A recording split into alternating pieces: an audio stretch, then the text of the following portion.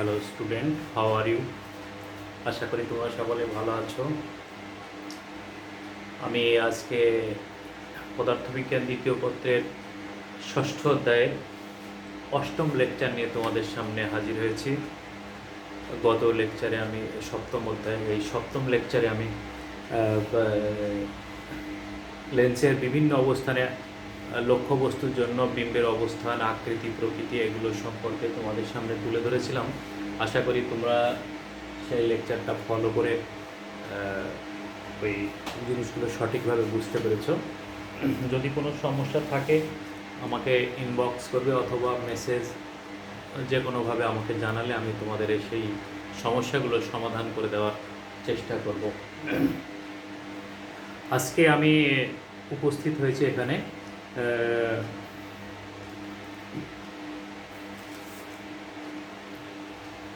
Microscope নিয়ে আলোচনা করার জন্য। মাইক্রোস্কোপ নিয়ে আলোচনা করতে গেলে মাইক্রোস্কোপ আসলে কি?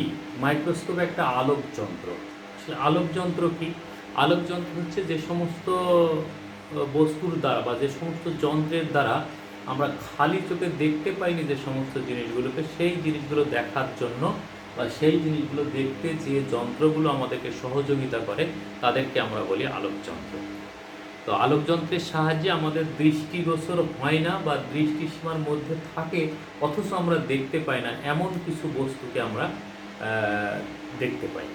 যেমন মাইক্রোস্কোপের সাহায্যে আমরা দেখতে পাই যে পেঁয়াজের কোষকে আমরা খালি চোখে দেখতে পাই না, কিন্তু মাইক্রোস্কোপের সাহায্যে আমরা দেখতে পাই।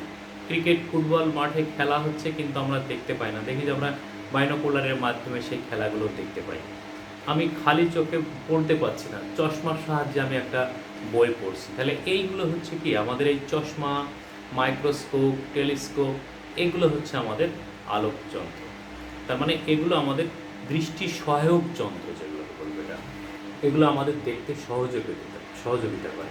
ঠিক সেরকমই একটা যন্ত্র হচ্ছে মাইক্রোস্কোপ। মাইক্রোস্কোপ হচ্ছে যে খুব ক্ষুদ্রাতি ক্ষুদ্র বস্তু যেগুলো আমাদের খুব নিকটে থাকে, ক্ষুদ্র বস্তু যেগুলো আমাদের খুব নিকটে থাকে অথচ আমরা দেখতে পাই না, সেই সমস্ত বস্তুগুলো দেখার জন্য যে যন্ত্রটা ব্যবহার করি সেটা হচ্ছে আমাদের মাইক্রোস্কোপ। এই মাইক্রোস্কোপ হচ্ছে দুই প্রকার, একটা হচ্ছে সরল মাইক্রোস্কোপ আর একটা হচ্ছে জটিল মাইক্রোস্কোপ, অর্থাৎ সিম্পল মাইক্রোস্কোপ, আর একটা হচ্ছে কম্পাউন্ড মাইক্রোস্কোপ। সিম্পল মাইক্রোস্কোপ হচ্ছে কিছুই না, জাস্ট একটা উত্তল লেন্স। আমরা উত্তল লেন্সের ষষ্ঠ চিত্রে, লেকচার 7-এর ষষ্ঠ চিত্র যেটা আমরা দেখেছি যে ফোকাসের ভিতরে কোনো বস্তুকে যদি আমরা নিয়ে আসি তাহলে সেই বস্তুর একটা বিবর্ধিত অবাস্তব প্রতিবিম্ব পাওয়া যায়।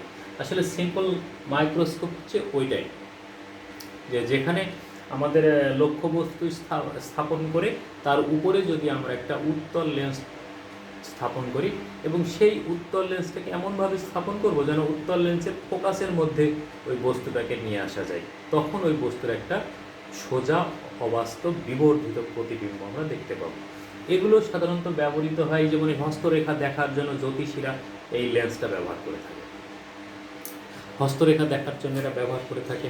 তারপরে দেখা গেল যে অনেকেই ছোট ছোট অক্ষর পড়তে পারে না, বয়স্ক লোক অনেক ছোট ছোট অক্ষর পড়তে পারে না, তারা এই মাইক্রোস্কোপ বা এই লেন্সটার সাহায্যে পড়তে পারে। এই লেন্সটার সাহায্যে একটা হাতল লাগিয়ে দেওয়া হয়, যেটাকে আমরা সাধারণভাবে বা প্রচলিত ক্ষেত্রে আতসী কাঁচ বলে থাকি। এই আতসী কাঁচই হলো একটা সিম্পল মাইক্রোস্কোপ। তাহলে এগুলোর দ্বারা কী করে, যে ঘড়ি মেরামত করা বা ছোট ছোট যন্ত্রাংশ নিয়ে কাজ করে যে সমস্ত লোকজন, তারা খালি চোখে ওই জিনিসগুলো দেখতে না পেলে দেখা গেল যে এই আতসী কাঁচ সেই বস্তুটার উপর ধরলে সেটা একটু স্পষ্ট দেখা যায়। এ সমস্ত ক্ষেত্রে এর ব্যবহারের যুগে নেই সেই দিক থেকে। তো এই সরল অনুবীক্ষণ যন্ত্র পড়তে গেলে আমাদের দুইটা জিনিস একটু মাথায় রাখতে হয়। একটা হচ্ছে দৃষ্টিকোণ,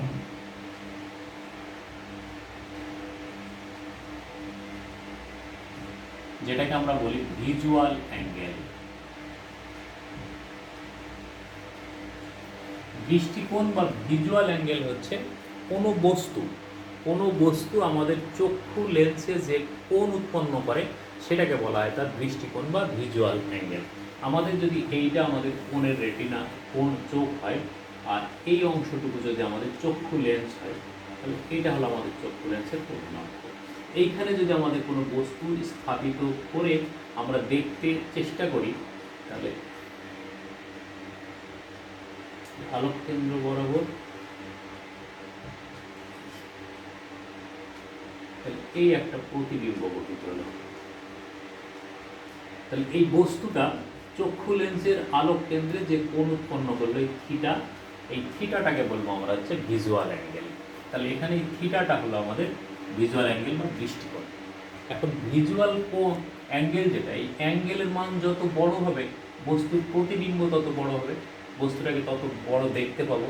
কিন্তু এই কোণটা আবার কখন বড় হবে, যখন হচ্ছে বস্তুর আকৃতিটা বড় হবে। এই পি কিউ লক্ষ্য বস্তুর আকৃতি যত বড় হবে এই ভিজুয়াল অ্যাঙ্গেলের মান অর্থাৎ দৃষ্টিকোণের মান তত বড় হবে, এবং আমরা ওই বস্তুটাকে তখন তত বড় দেখতে পাবো, মানে বড় আকৃতিতে দেখতে পাবো।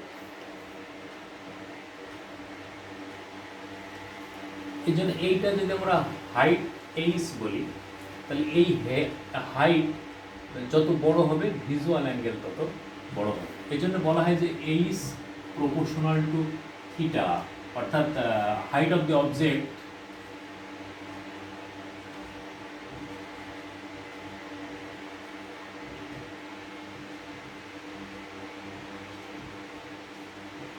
proportional to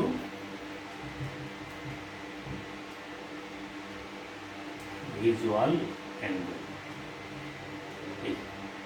মানে বস্তুর হাইট যত বড় হবে ভিজুয়াল অ্যাঙ্গেল তত বড় হবে। আর ভিজুয়াল অ্যাঙ্গেল বড় হলে কি হবে, ভিজুয়াল অ্যাঙ্গেল বড় হলে এই বস্তুটাকে তত স্পষ্ট দেখতে পাবো, অর্থাৎ বড় আকৃতিতে দেখতে পাবো, বিম্ব বড় হবে। এটা হলো আমাদের ভিজুয়াল অ্যাঙ্গেল। এখন এই ভিজুয়াল অ্যাঙ্গেলের কনসেপশনটা নিয়ে আমরা হচ্ছে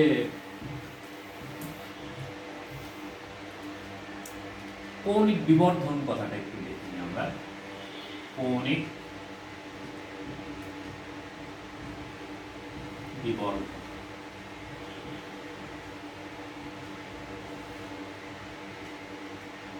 কৌণিক বিবর্ধন। তো কৌণিক রৈখিক সকল বিবর্ধনকেই এম দ্বারা প্রকাশ করা হয়।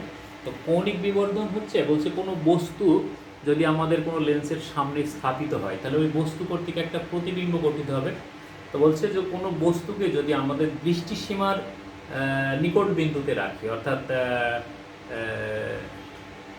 ডিস্টিংক্ট ডিস্টেন্সে যেটা রাখি আমরা, অর্থাৎ ডি দূরত্বে 25 সেন্টিমিটার দূরত্বে যদি রাখি আমরা, তাহলে ওই বস্তুর যে প্রতিবিম্ব গঠিত হবে সেই প্রতিবিম্বটাকেও যদি আমরা দৃষ্টিসীমায় নিয়ে যেতে পারি, তাহলে সেই দৃষ্টিসীমায় নিকট বিন্দুতে বস্তু স্থাপিত হলে যে কোণ উৎপন্ন হবে সেই কোণ, এবং দৃষ্টিসীমার নিকট বিন্দুতে ওই প্রতিবিম্ব যে কোণ উৎপন্ন করে এই দুই কোণের অনুপাতকে বলা হয় হচ্ছে কৌণিক বিবর্ধন।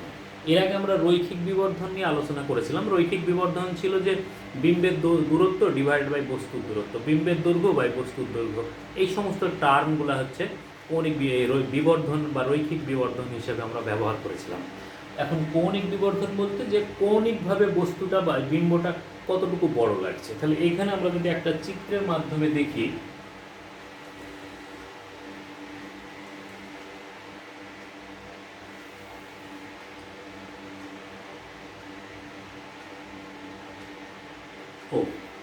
তাহলে এইখানে যদি আমরা একটা বস্তু স্থাপন করি পি কিউ, তাহলে পি থেকে প্রথমে একটা আলোক রশ্মি প্রধান অক্ষের সমান্তরালে বস্তুর উপর আপতিত হবে, হলে প্রতিসরিত হবে প্রধান ফোকাসের মধ্য দিয়ে। এই অপর একটা আলোক রশ্মিকে যদি আমরা আলোক কেন্দ্র বরাবর আপতিত করি,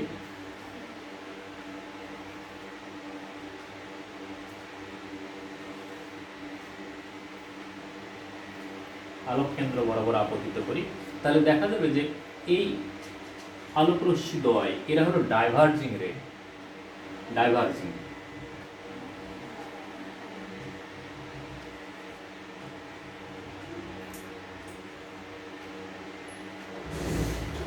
These rays never meet, এরা কখনো মিলিত হবে না, এরা হচ্ছে অপসারী রশ্মি, এবং এই অপসারী রশ্মিগুলো কখনোই মিলিত হয় না। এখন যদি আমরা এটাকে পিছন দিকে বর্ধিত করি,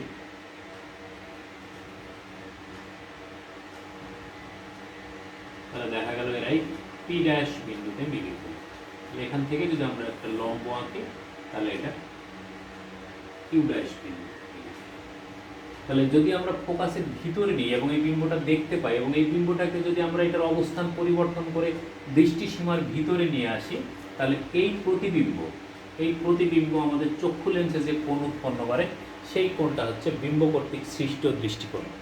এখন এই সমপরিমাণ দৈর্ঘ্যটাকে যদি আমরা এইখানে স্থানান্তরিত করি, যে পি বিন্দুটাকে আমরা P1 বলি, তাহলে এখন এই P1 কিউ ড্যাশ এরা চক্ষু লেন্সে কি পরিমাণ কোণ উৎপন্ন করে। তাহলে দেখা যাচ্ছে যে বিম্ব কর্তৃক সৃষ্ট কোণ হচ্ছে এইটা, এটা হলো বিটা, আর বস্তু কর্তৃক সৃষ্ট কোণ হচ্ছে আলফা। তাহলে এখানে beta is equal to P dash O Q dash, আর আলফা সমান হলো P1 ও কিউ ড্যাশ। এটা হলো বিম্ব কর্তৃক সৃষ্ট কোণ,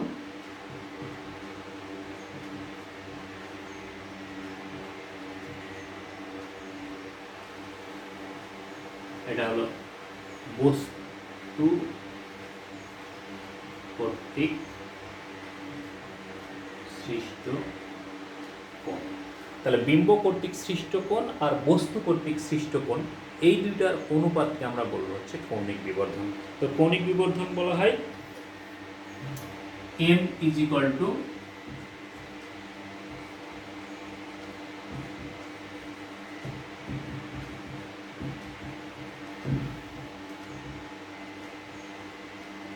চোখের নিকট বিন্দুতে বিম্ব দ্বারা সৃষ্ট কোণ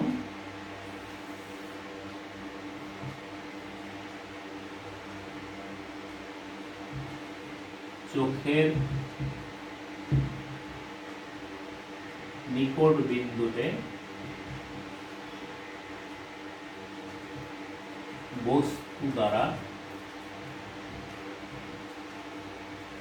সৃষ্ট কোণ, অর্থাৎ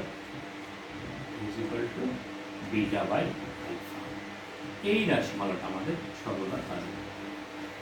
তাহলে এটাই হচ্ছে আমাদের কৌণিক বিবর্ধনের রাশিমালা, m is equal to beta by alpha. এখন আমরা হচ্ছে সরল অণুবীক্ষণ যন্ত্র দেখি।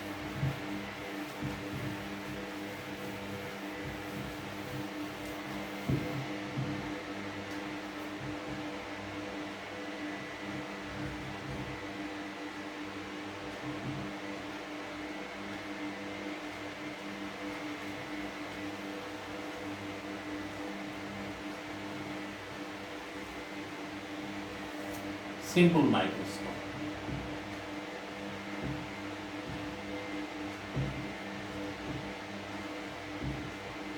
সিম্পল মাইক্রোস্কোপ, সরল অণুবীক্ষণ যন্ত্র।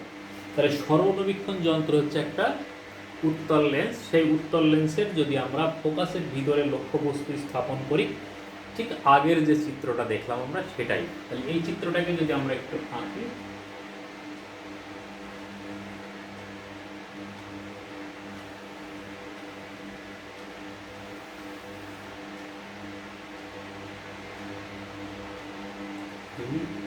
এইখানে যদি আমরা একটা লক্ষ্যবস্তু স্থাপন করি, তাহলে পি কিউ, তাহলে পি থেকে আলোক রশ্মি যদি লেন্সের উপরে আপতিত হয়, তাহলে এই আলোক রশ্মিটা প্রধান ফোকাসের মধ্য দিয়ে প্রতিসরিত হবে। প্রধান অক্ষের সমান্তরালে আপতিত আলোক রশ্মি প্রধান ফোকাসের মধ্য দিয়ে প্রতিসরিত হবে। অপর একটা আলোক রশ্মিকে যদি আমরা আলোক কেন্দ্র বরাবর আপতিত করি, তাহলে দেখা যাবে যে যে বরাবর আপতিত হচ্ছে এই বরাবরই প্রতিসরিত হচ্ছে।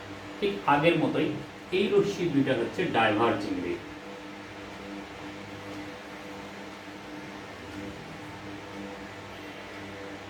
এই ডাইভার্জিং রে কিন্তু কখনোই মিলিত হবে না, তার মানে এই রশ্মি দুটা নেভার মিট, এরা কখনো মিলিত হবে না। যদি মিলিত না হয় তাহলে বাস্তব দিকে এর কোনো প্রতিবিম্ব যদি আমরা না পাই তাহলে আমরা এটাকে পিছন দিকে বর্ধিত করি।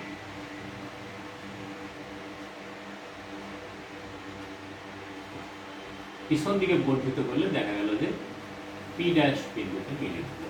তাহলে এখান থেকে যদি আমরা প্রধান অক্ষের উপর লম্ব আঁকি তাহলে কিউ ড্যাশ বিন্দুতে ছেদ করলো। তাহলে পি ড্যাশ কিউ ড্যাশ হবে আমাদের পি কিউ লক্ষ্যবস্তুর একটা অবাস্তব সোজা প্রতিবিম্ব, অবাস্তব সোজা প্রতিবিম্ব। এখন আমাদের এই কোণটা P dash Q dash O, এই কোণটা হচ্ছে আমাদের বিটা কোণ। তাহলে এইটা সমান করে যদি আমরা এই জায়গায় নিয়ে যাই তাহলে ঠিক এটা হলো পি ওয়ান কিউ ড্যাশ। তাহলে পি ওয়ান কিউ ড্যাশ যে কোণটা উৎপন্ন করবে সেই কোণটা হলো আমাদের আলফা কোণ। তাহলে টোটাল এই কোণটা হলো আমাদের বিটা কোণ, আর এই কোণটা হলো আমাদের আলফা কোণ। তাহলে বিবর্ধন যদি আমরা বের করতে চাই তাহলে বিবর্ধন বের করতে গেলে বিটা বাই আলফা। তাহলে বিটাটা হচ্ছে কি চোখের নিকট বিন্দুতে, নিকট বিন্দু বলতে এই যে দূরত্বটা আমরা পেলাম এই দূরত্বটা হলো ডি, ডিস্টিংক্ট ডিস্টেন্স যেটা, অর্থাৎ এর মান হচ্ছে 25 সেন্টিমিটার। 25 সেন্টিমিটার দূরে যে বিম্বটা গঠিত হবে সেই বিম্ব কর্তৃক লেন্সের উপরে যে কোণ সৃষ্টি হবে সেই কোণটা হচ্ছে আমাদের বিটা, আর একই দূরত্বে বস্তু রেখে যে বিম্বটা কোণটা পাবো আমরা সেই কোণটা হলো আলফা। তাহলে এই দুই কোণের অনুপাতকে আমরা এখন বলবো সরল অনুবীক্ষণ যন্ত্রের বিবর্ধনের রাশিমালা। তাহলে এখন এর বিবর্ধন m is equal to simply আমরা বলবো বিটা বাই আলফা, বা বিটা ইজ ইকুয়াল টু তাহলে কি হবে, বিটা ইজ ইকুয়াল টু হচ্ছে P dash O Q dash divided by P one O Q dash. এই কোণটা, এই অংশটুকু আমরা এখন পেলাম।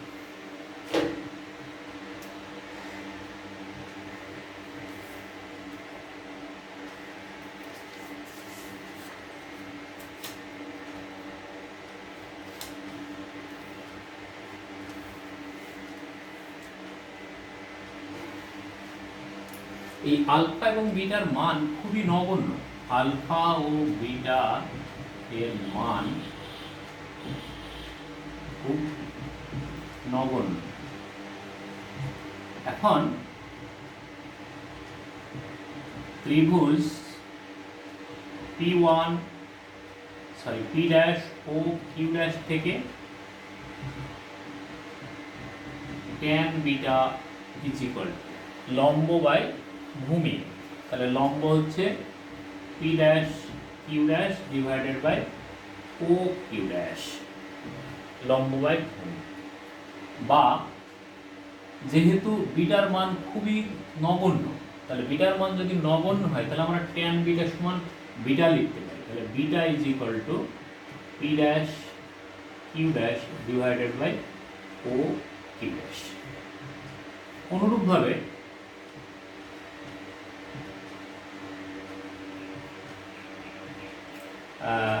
P one O Q dash ত্রিভুজে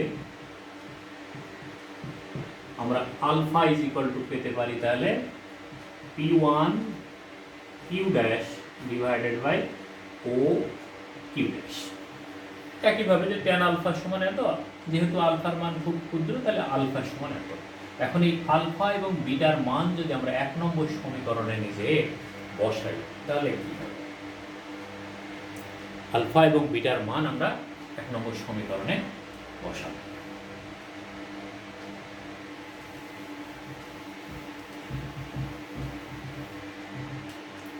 অতএব 1 নম্বর থেকে m ইজ ইকুয়াল টু তাহলে বিটা বাই আলফা, বিটার মান হচ্ছে আমাদের P dash Q dash divided by O Q dash, আর আলফার মান হলো পি ড্যাশ, এটা আলফার মান পি ওয়ান, তাহলে P one Q dash by O Q dash, তাহলে এটা উল্টে গেল, তাহলে O Q dash divided by P one Q dash, Q dash কেটে গেল, তাহলে P dash Q dash divided by P one Q dash. এটাকে আমরা এভাবেও বলতে পারি যে বিম্বের দৈর্ঘ্য ডিভাইডেড বাই বস্তুর দৈর্ঘ্য, বিম্বের দৈর্ঘ্য ডিভাইডেড বাই বস্তুর দৈর্ঘ্য। এখন যদি আমরা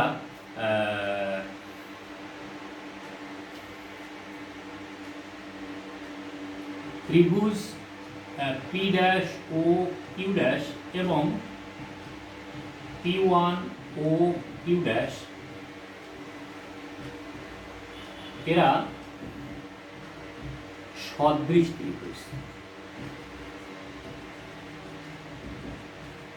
যদি সদৃশ ত্রিভুজ হয় তাহলে সদৃশ বাহুগুলোর অনুপাত সমান হবে, সদৃশ ত্রিভুজের সদৃশ বাহুগুলোর অনুপাত সমান হয়, তাহলে সেই ক্ষেত্রে আমরা এটাকে বলতে পারি যে সদৃশ বাহুগুলোর অনুপাত P O Q, P O Q, যেহেতু এই বাহুর দৈর্ঘ্য আর এই বাহুর দৈর্ঘ্য একই, তাহলে এই ত্রিভুজ P O Q,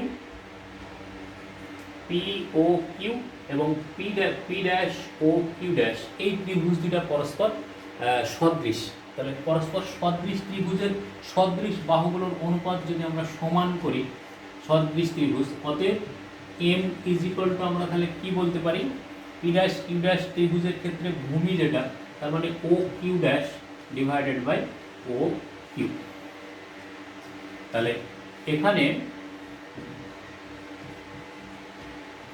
O Q dash is equal to minus V, বিম্বের অবাস্তব দৈর্ঘ্য মাইনাস ভি, আর ও কিউ সমান হলো বস্তুর দৈর্ঘ্য কিউ, অতএব M is equal to minus V by Q. তাহলে এটা আমাদের একটা বিবর্ধনের রাশিমালা, এটা হলো বিবর্ধনের রাশিমালা, কিন্তু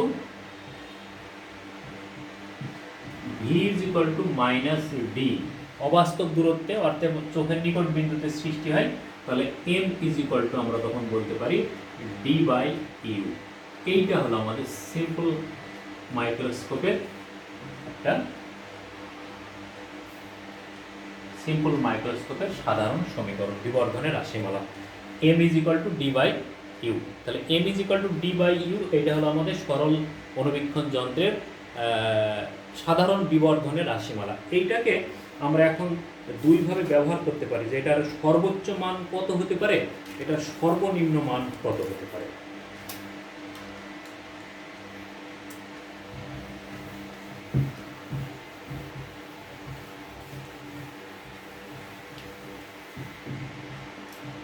আমরা এটাকে এক নম্বর কেস 1 ফর ম্যাক্সিমাম ম্যাগনিফিকেশন। তো ম্যাক্সিমাম ম্যাগনিফিকেশন যেখানে গঠিত হয়, ম্যাক্সিমাম ম্যাগনিফিকেশন পাওয়া যাবে হচ্ছে আমাদের V is equal to D বিন্দুতে, অর্থাৎ ডিস্টিংক্ট ভিজুয়াল ডিস্টেন্সে। সেক্ষেত্রে V is equal to D. এখন 1 by U plus 1 by V is equal to 1 by F, বা ভি বাই ইউ, ভি দ্বিগুণ করে দিচ্ছি আমরা, plus 1 is equal to V by F. আমাদের দরকার হচ্ছে মাইনাস ভি বাই ইউ এর মান, কেননা এম ইজ ইকুয়াল টু হচ্ছে মাইনাস ভি বাই ইউ। তাহলে মাইনাস ভি বাই ইউ যদি নিয়ে এটাকে ওদিকে নিয়ে নিলাম, তাহলে minus V by U is equal to 1 minus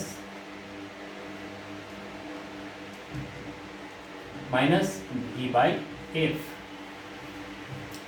কিন্তু V is equal to minus B, বা minus V by U is equal to 1 plus D by F. কেন? যেহেতু V is equal to minus D, চোখের নিকট বিন্দুতে গঠিত হবে। যখন ম্যাক্সিমাম ম্যাগনিফিকেশন পাবো আমরা, সর্বাধিক বিবর্ধন ক্ষমতা পেতে গেলে বিম্ব গঠিত হবে হচ্ছে চোখের নিকট বিন্দুতে। তাহলে সেই ক্ষেত্রে আমাদের হতে 2 নাম্বার থেকে m is equal to 1 plus D by F. এইটা হলো আমাদের সিম্পল মাইক্রোস্কোপের সর্বাধিক বিবর্ধনের রাশিমালা। এই বিবর্ধনটাই হচ্ছে আমাদের সর্বাধিক বিবর্ধন। এখন কেস 2 যেটা, কেস 2 ফর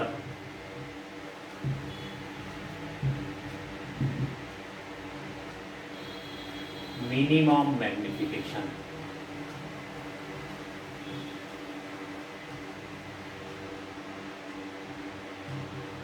এই মিনিমাম ম্যাগনিফিকেশন যখন পাই, আমাদের চোখের দেখার জন্য কোনো ক্লেশ তৈরি হয় না, রিল্যাক্সড থাকে আই। তাহলে রিল্যাক্সড আই এটা। তাহলে ফর রিল্যাক্সড আইয়ের জন্য যেটা আমরা পাই সেটা হচ্ছে, এই ফর রিল্যাক্সড আইয়ের জন্য যেটা ঘটে, সেই ক্ষেত্রে বিম্ব গঠিত হয় V is equal to infinity, অর্থাৎ অসীম দূরত্বে বিম্ব গঠিত হয়। এটা হচ্ছে ফর রিল্যাক্সড আই। তাহলে রিল্যাক্স আইয়ের জন্য কি হচ্ছে, যে V is equal to infinity. তাহলে তখন আমাদের বিবর্ধনের মানটা আমরা দেখতে চাই। তাহলে 1 by U plus 1 by V is equal to 1 by F. তাহলে 1 by V is equal to 0, যেহেতু ভি এর মান ইনফিনিটি, বা 1 by U is equal to 1 by F, বা U is equal to 2 number সমীকরণ থেকে 2 নম্বরে কি ছিল, m is equal to D by F, D by U, বা m ইজ ইকুয়াল টু তখন আমাদের হবে ডি বাই এফ। এইটা হলো আমাদের মিনিমাম ম্যাগনিফিকেশনের রাশিমালা। এটা হলো মিনিমাম ম্যাগনিফিকেশনের রাশিমালা।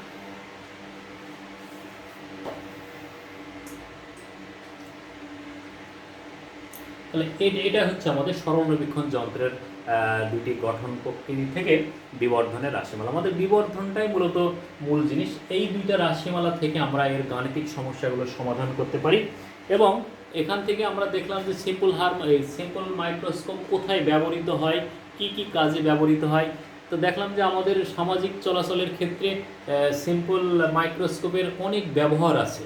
যেমন আমাদের সায়েন্সের যারা বায়োলজি পড়ি আমরা, তার বায়োলজির ডিসেক্টিং বক্সে প্রত্যেকের ক্ষেত্রেই কিন্তু প্রত্যেক বক্সেই একটা করে সিম্পল মাইক্রোস্কোপ থাকে, অর্থাৎ একটা আতসী কাঁচ। এই আতসী কাঁচটাই হলো আমাদের সরল অনুবীক্ষণ যন্ত্র। তো এই দুইটা সূত্র ব্যবহার করে আমরা গাণিতিক সমস্যাগুলো সমাধান করব, এবং এখান থেকে যে প্রশ্নগুলো আসে আমরা আশা করি সেগুলো উত্তর দিতে সক্ষম হব। তো আজকে এ পর্যন্তই। তোমরা ভালো থাকো সবাই। আবার দেখা হবে পরবর্তী অংশ নিয়ে, অর্থাৎ এর পরবর্তীতে আমি জটিল মাইক্রোস্কোপ নিয়ে আলোচনা করার চেষ্টা করব। ততক্ষণ পর্যন্ত তোমরা ভালো থাকো, সুস্থ থাকো, এই কামনাই।